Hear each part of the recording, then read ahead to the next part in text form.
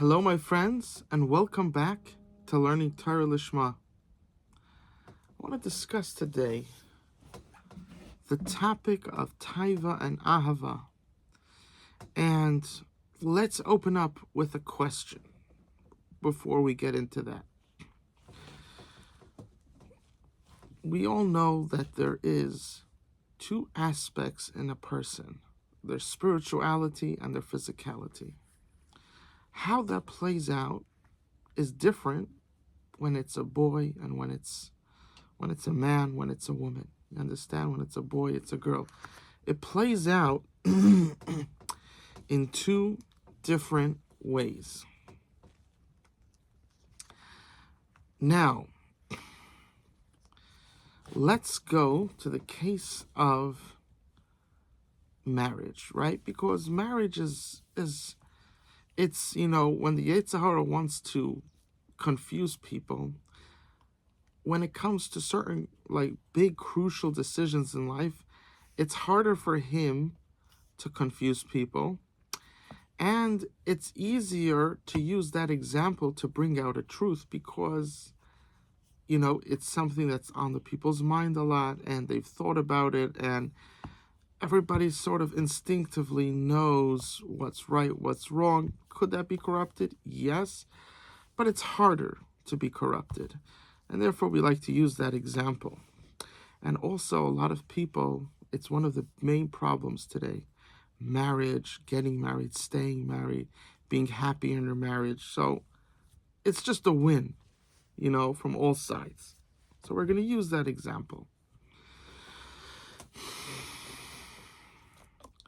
So the question is like this.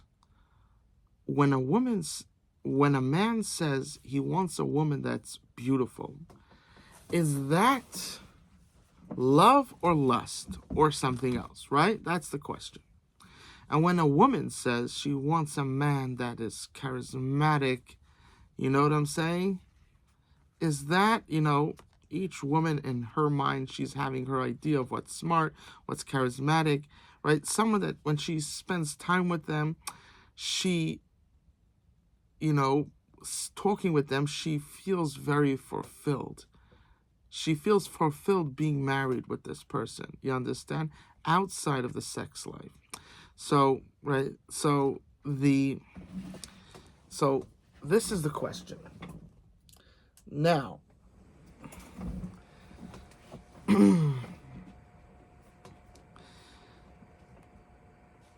so the question is, when she wants this, is this love or lust, right? The same question or something else, right? This is the question. Now, in the Orthodox world, generally, when you go to a shadchan or shadchanit, when a girl says she wants someone that is smart, intelligent, this is understood, accomplished.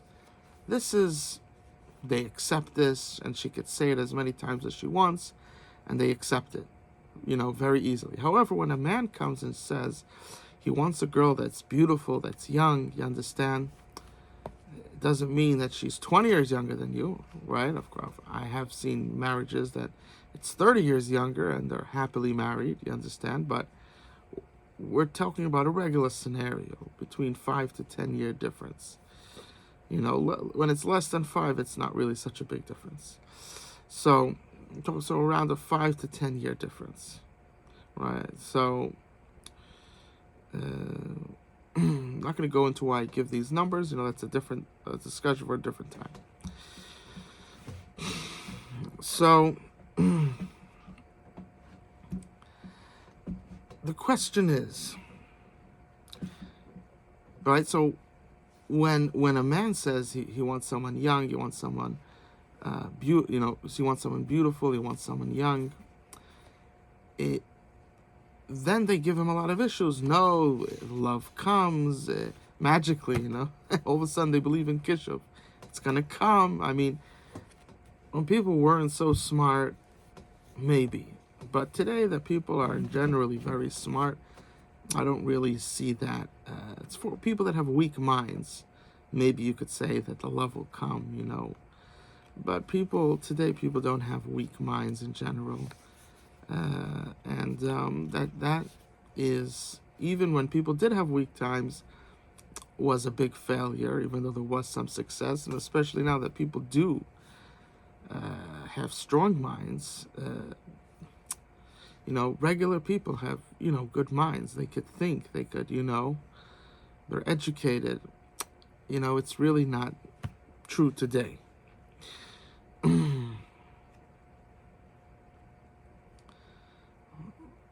So the man is put down. He's sort of silenced, and people that are smart know that you can't say it. You just gotta hope that they bring you someone that looks good, because if you say it, they're gonna put you into hot water.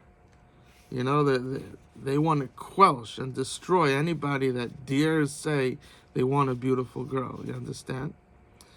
They want a young girl.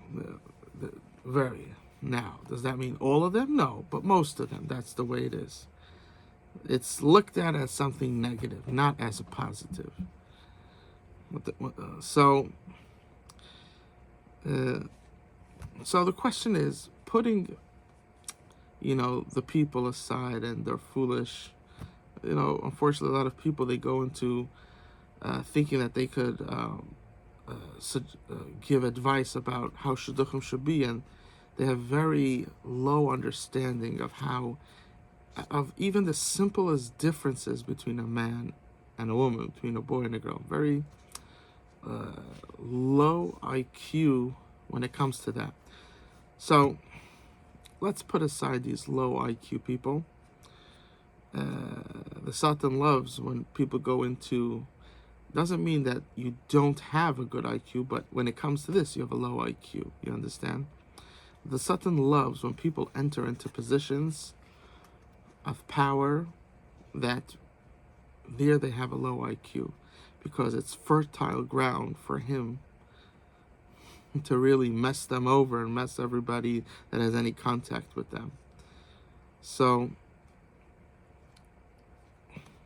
let's put aside, you know, these type of people. Let's think of it for ourselves, intellectually. Is this lust or is this love? What is it? Is it love? Is it lust? Is it lust? Is it love? What's going on over here, right?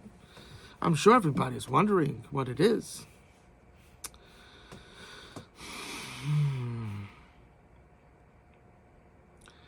So, in Lashon HaKodesh, in the Hebrew scriptures, the word for love is ahava. And the word for lust is ta'iva. Now, it almost sounds the same. Ahava, ta'iva. It's almost the same. We'll get to that in a moment. It's almost the same. But, you know, when a person has taiva, you could confuse it for ahava, because you see, right? Women lots of times are fooled by this. Men less, but also fooled, but less times. Women more so fooled by this. They see a person with just tremendous energy inside of them towards her, and they don't realize, they don't know how to differentiate. Is it ahava? Is it that he cares for me? Or is it taiva? Is it lust, that he just wants to take from me? You understand? They miss that. They you know, it's very important to educate women and men the differences, and that's what we're doing here. So Chazal tell us that ahava, inside the word ahava, love, is the Hebrew word hav, to give. And Chazal are telling us that the shirish, the root of ahava, the root of love, how do you tell if what's happening here is love? Meaning, how do you tell if that person has love towards you, or will have love towards another person, or for yourself? Do you have love towards that person? How do you know? If it's have, if you want to give to them, unconditionally as much as you can, not just the bare minimum, then it's ahava. However, taiva, lust, is you want to take whatever you can and only give the bare minimum that's a must. That is taiva. And this is extremely important to understand. So again, ahava is have, to give. When you meet a woman and you like her and you want to marry her and give her everything you can, you want to be in deep love, then you know that it's ahava. But if you meet a woman and all you're thinking is what you could take, and you want to give only, you don't really care about her, you're just giving her something because if you don't, then you won't get her, you understand? You're just doing the bare minimum. Then that is taiva, that is love. There's a lot to speak about this. Hopefully we'll be able to touch upon all the different areas, but there's so much to talk about over here.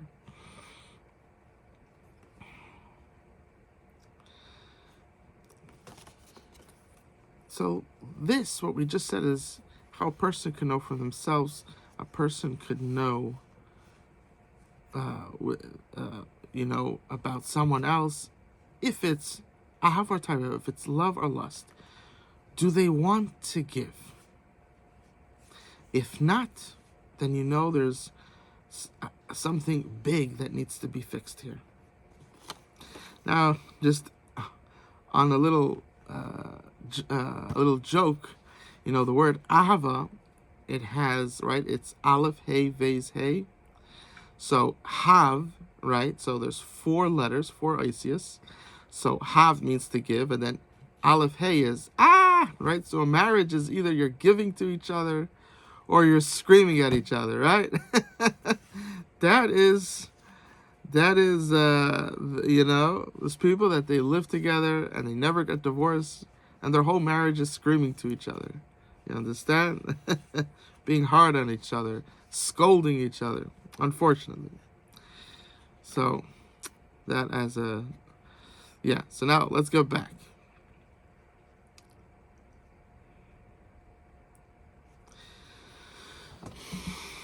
Let's discuss a little more on these words.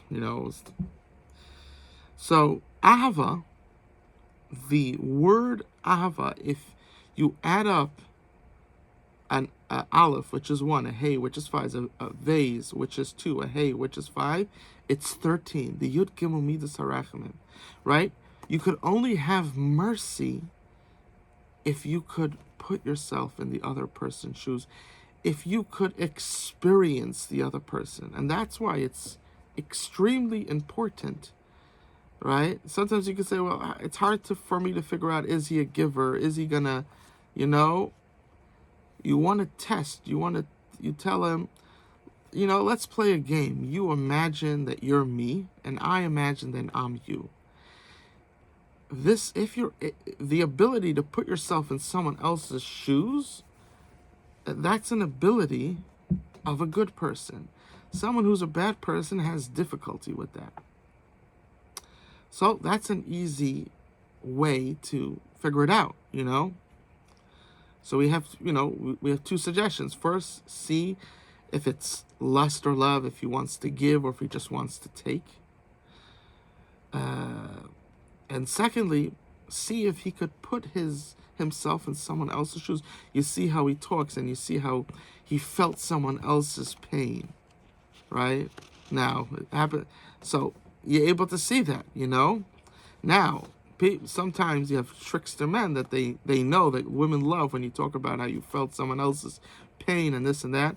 So you play the game with them. You say, you pretend to be me and I pretend to be you. And then you have like a series of questions that you ask, and you could see, you understand, from the response how the person acts, if this is true. Okay. So ahava is 13. And taiva is 408, and the mispar katan is 12. it's missing Hashem. You're missing, all you have is physicality. You're missing Hashem. If you would add an aleph, it would be 13.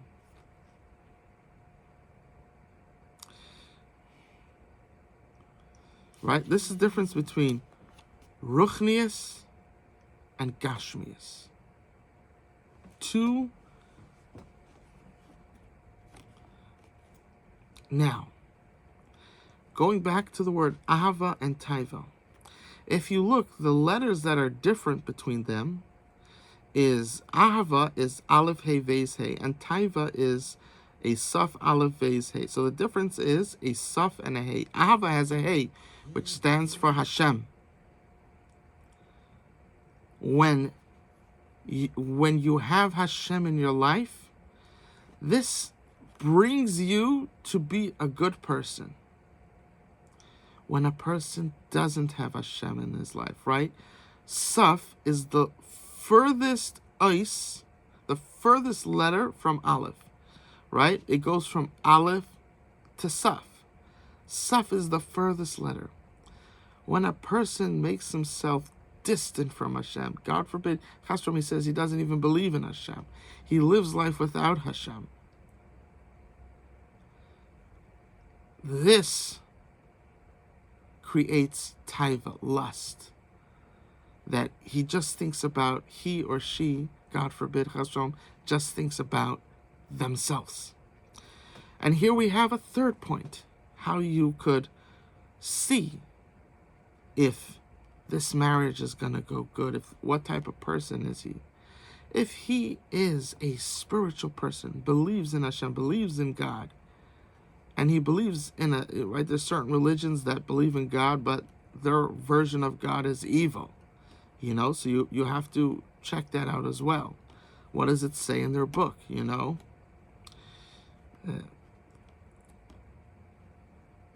So a person who believes in a good God, you understand, that is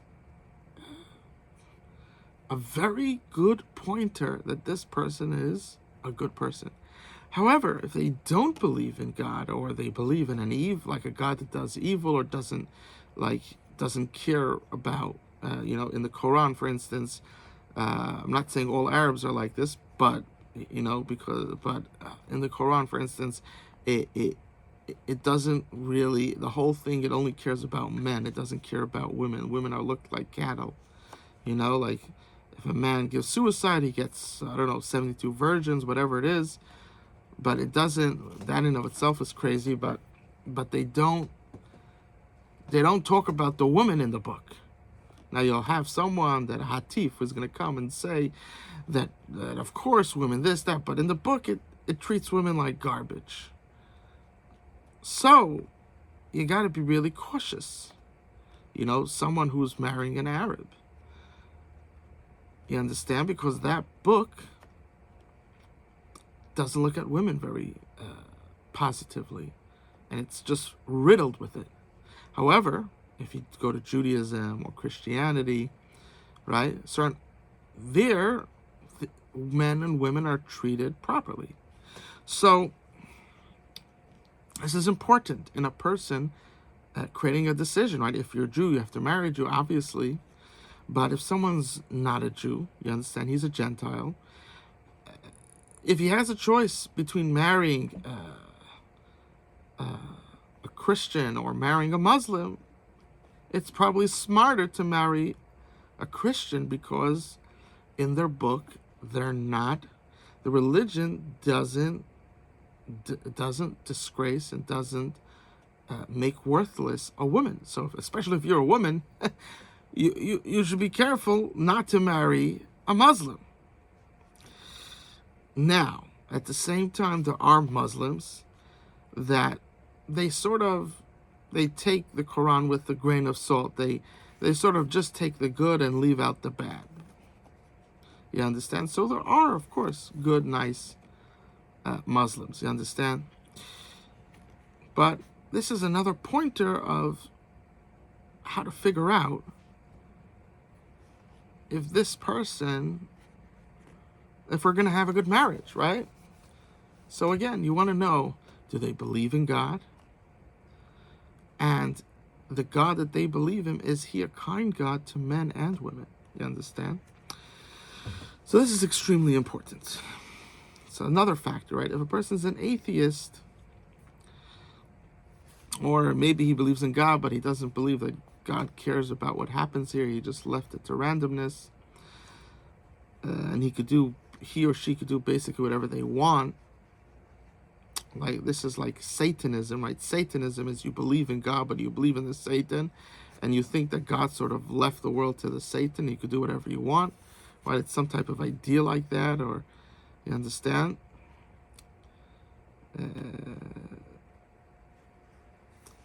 That's also bad. Meaning the person does believe in God, but he does believe in Hashem, but he thinks you could do whatever you want. So, right?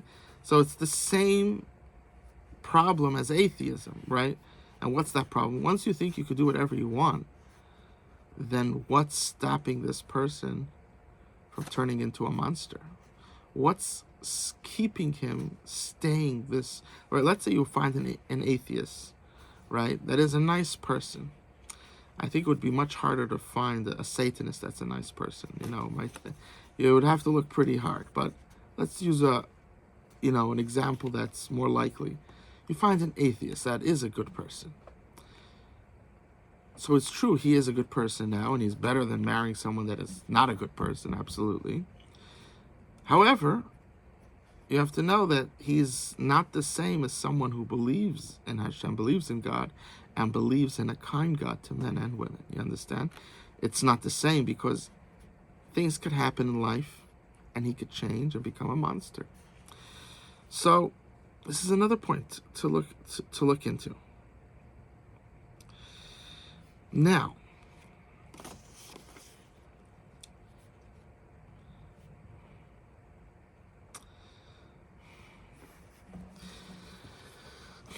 to understand, let's go a little deeper. Right? The word ahava, taiva, it sounds almost the same, right? There's only a hey and a saf difference. Why are they similar words? Why? What's happening? So to understand this, again, ahava is have to give. Ahava is when a person wants to give all that he can. All that he can. That's ahava. Taiva is a person when you constrain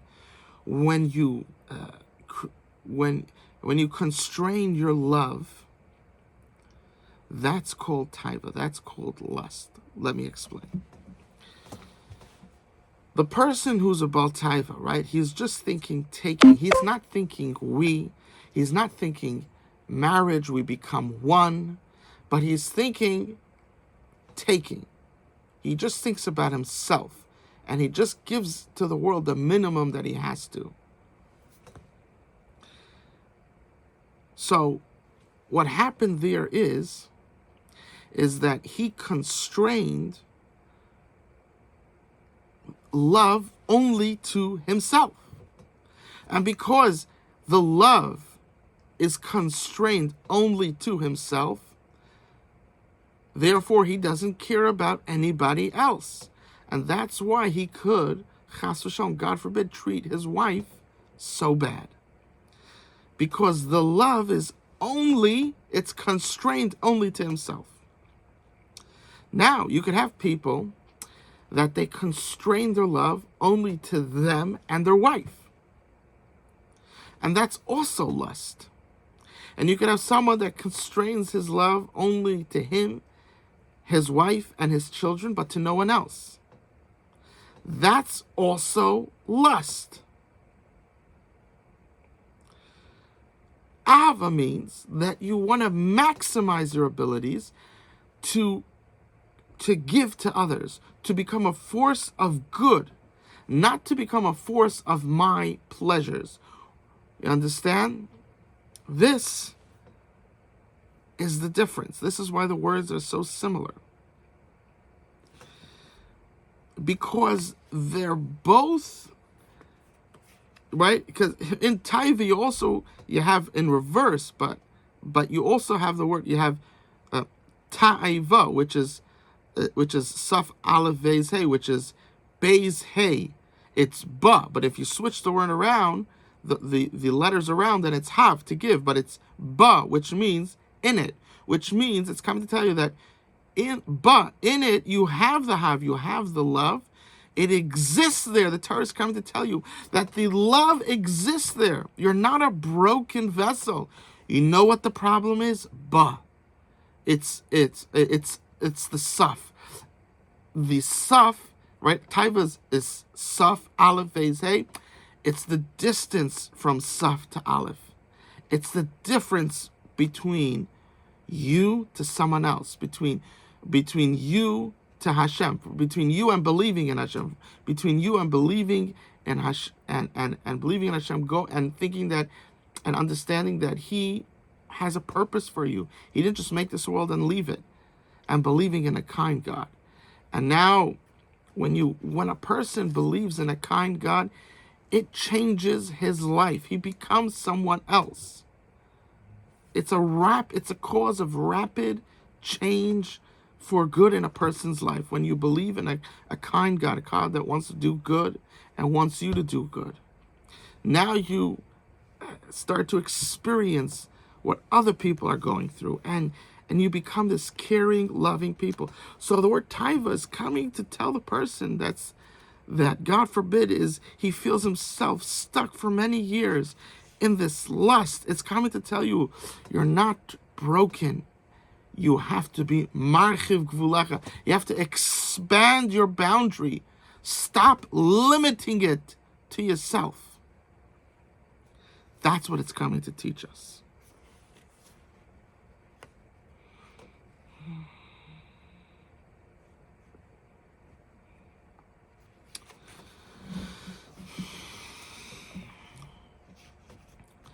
There's a big problem today that I see.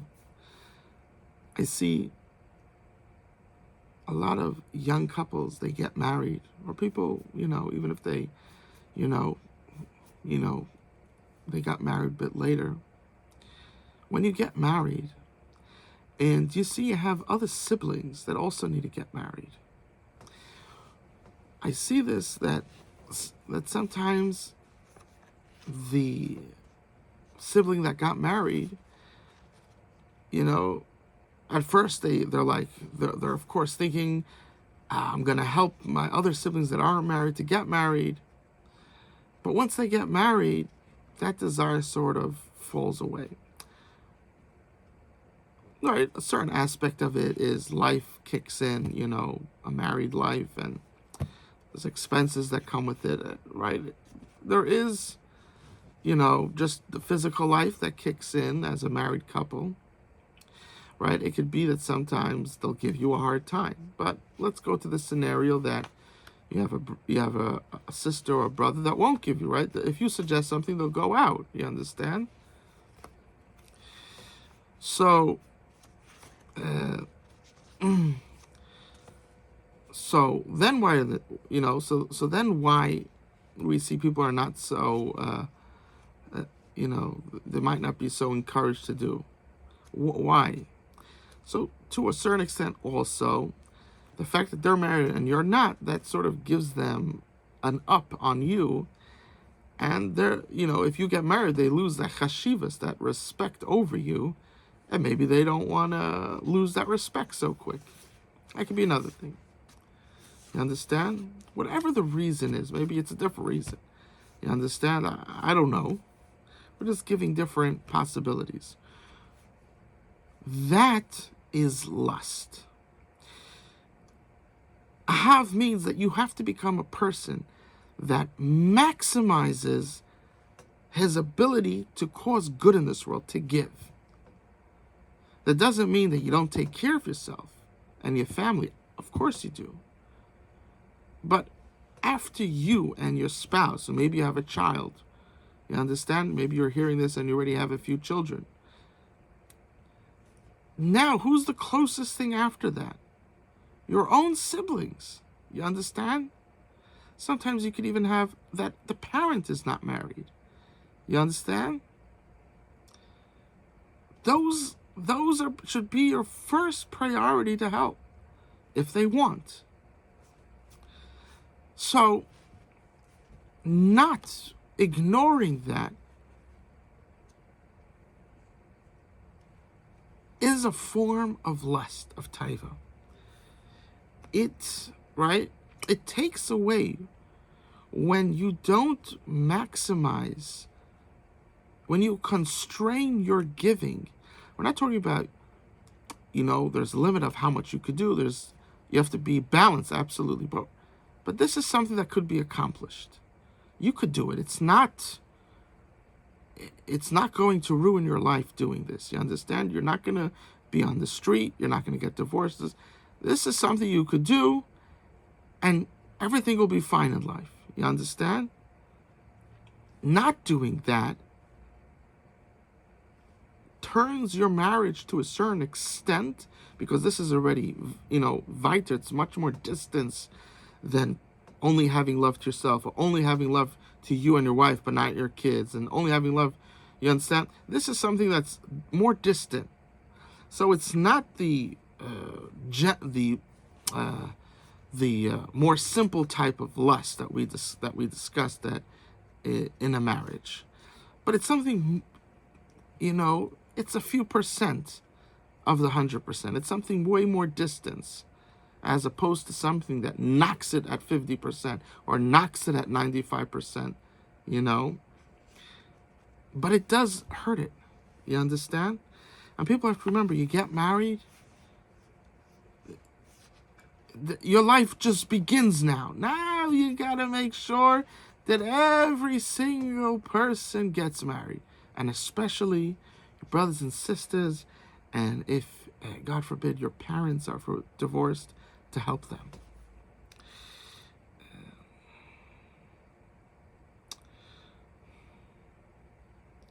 Now,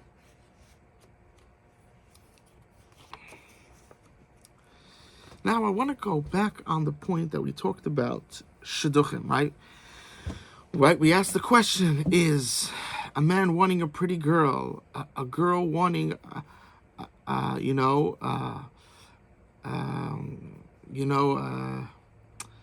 what's the word? An intelligent, man. Is that love or lust? Right? That's our question. The answer is that it's neither. All it is it's a magnifier. Meaning, if you're someone that's looking for love, then when she's beautiful, or for a woman, when he's intelligent, it only magnifies the love. And if, chasron, God forbid, someone is just looking to take, whether it's a man, whether it's a woman, then when she's pretty, it just magnifies his will to take. And when it's a woman and he's intelligent, it just magnifies her desire to take.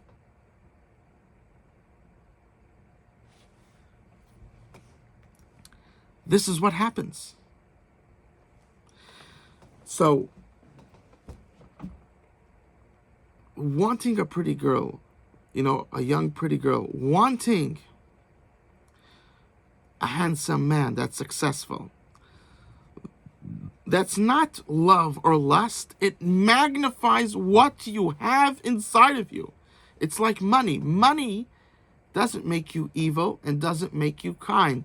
It magnifies to a great extent, even greater than this, to the deepest recesses of your soul, of your being. And if you have evil inside of you, it pushes it out. And if you have good inside of you, it pushes it out. You understand? That's what it is. That's what it is. And I want to say something deeper. That, you know, right, we said, you know, in Shidduchim, right, we said that if the girl asks for, you know, a handsome, successful person, today, you know, in the Orthodox world, what do they consider success? That he's learning in a good yeshiva and he wants to learn in kollel full time, right?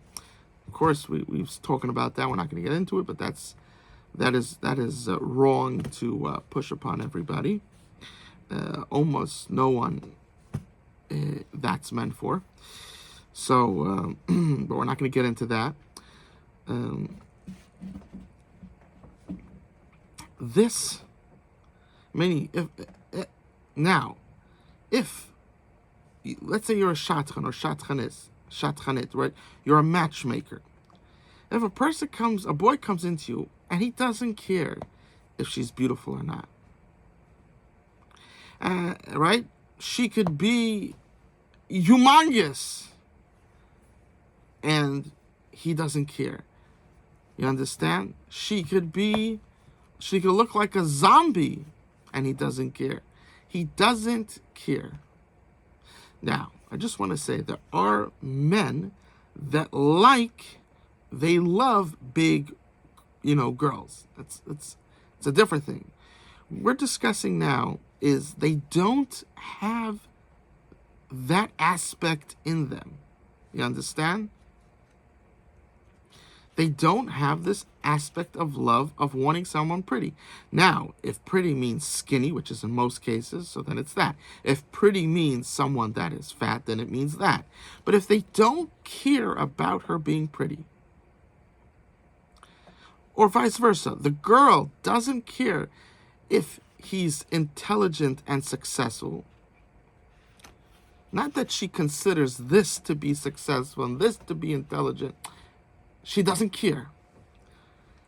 Which, for boys, they're trying to push that you shouldn't care about that. For girls, they think it's fine, right?